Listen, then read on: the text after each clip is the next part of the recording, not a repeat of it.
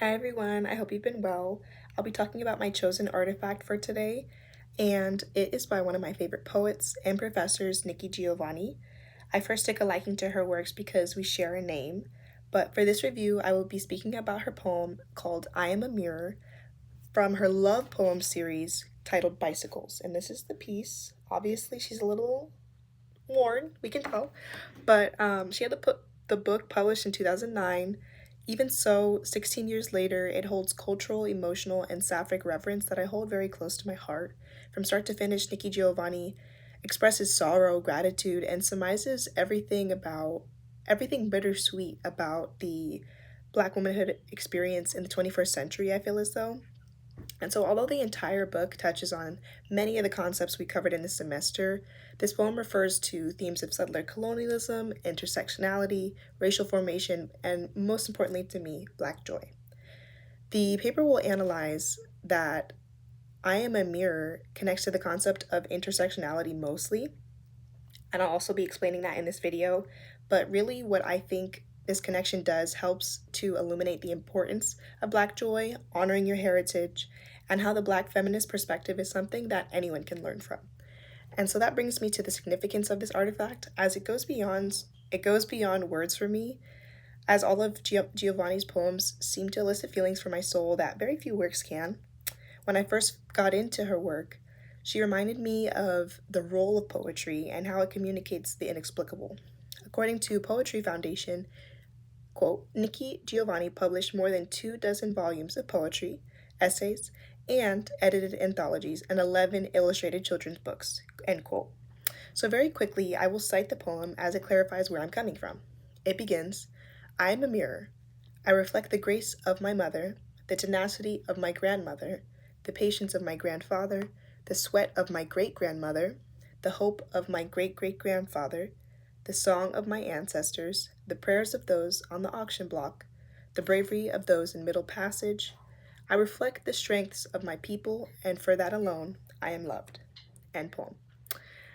I admire Nikki's construction of this piece so much because of the silence that she spaces each phrase with, and I feel like it really mimics the passage of time. The space the space between generations, it heralds those who fought so hard to see to it that they would not be the last ones in their bloodline. A commendable aspect of this poem also is that she makes her word very universal, um, in such brief sentiments.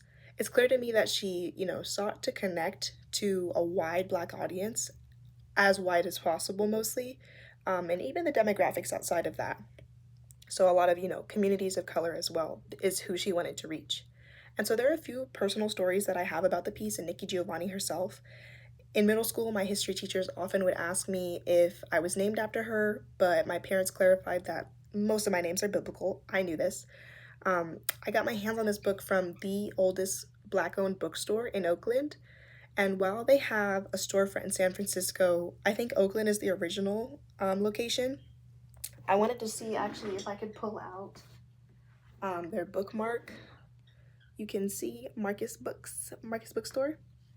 You should check it out for sure. Mostly because the owner's granddaughter, I met her, she let us know that so many of my favorite authors, speakers, and activists have all visited. And some namely being Toni Morrison, Rosa Parks, Muhammad Ali, Maya Angelou, Shaka Khan, Angela Davis, Walter Mosley, and of course Nikki Giovanni herself. So I had to leave with something from that store. And these very spokespersons have embraced their heritage at some point in their careers and livelihoods, and they relay that honor to none other than our ancestors who endured disastrous impacts of colonialism. So I felt this was pretty fitting. And so while intersectionality is the perfect suitable word to label those who take on multiple marginalized identities at the same time, I do think when people hear it, they subconsciously doubt just how conflicting certain identities can feel to take pride in. If you're a fan of Nikki Giovanni, you notice her layered perspective very quickly. Intersectionality is not only the crossing of sex, gender, class, race, ability, and sexual orientation, it also combines the biases of society in a very unique way. Black women can be homophobic, Asian men can be racist, and mentally ill folks can be ableist, and so forth. The concept is much more complex than what most led on, and this is why I deeply appreciate the sources provided in this course. So much of what it means to carry a multifaceted identity requires internalizing the positive and negative sides of society. And so that brings me to Kimberly Crenshaw's TED Talk, where she clarifies the definition of intersectionality, and it's referenced early on in this course. It's from 2016, the TED Talk. It's a very necessary definition to understand women's and gender studies, as it illuminates that no experience of gender can be perceived without aligning the experience of race alongside it. And so I feel like this concept really relates to the poem at hand, as there's a lot of nuances to the Black experience that, from my point of view, you cannot separate from Black women's appreciation for their matriarchal figures. Nikki Giovanni reflects this in her piece, I Am a Mirror. And so, to go a little bit deeper, almost done, this concept also deepens my understanding of where Giovanni was coming from, especially as the lines that revere female figures in the family with words such as grace, tenacity, and sweat. These women labored day in and day out to their children, to themselves as much as possible, and to the obligations that preceded them. And while I think this truth is universal to most marginalized communities of color, I think what narrows the poem to the Black experience is Nikki Giovanni's referral to the middle passage. That right there immediately points to the bravery of the enslaved. Those two lines are extremely important. And it also reminds me of the Into the Depths podcast that we had included in this course. It really enlightens the whereabouts of sunken, destroyed slave ships all around the world. And I really feel like it ties back into instances of Africatown and the story of folks who walked off the Clotilda ship with bodily autonomy and hope in their hearts. I feel like they're examples of people of stories that really deserve honor. Nikki Giovanni subtly thanks her own ancestors and all of those who endured. So, people who may have made it to Africatown, for example.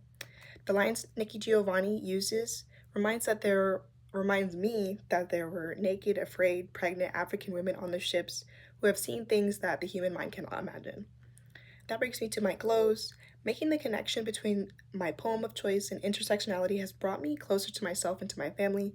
I told my mom last week when I was doing my final one, and she got very sappy when she read the piece herself. She thought it was very artsy of me, and my mom was elated that I had yet another thing to write about.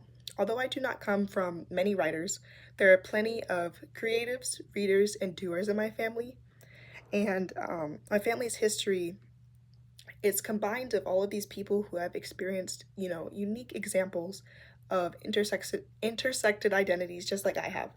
So the way my mother softened up also reminded me of myself after reading this series of poems. Nikki Giovanni just has a way to touch your heart's depth. Thank you for listening.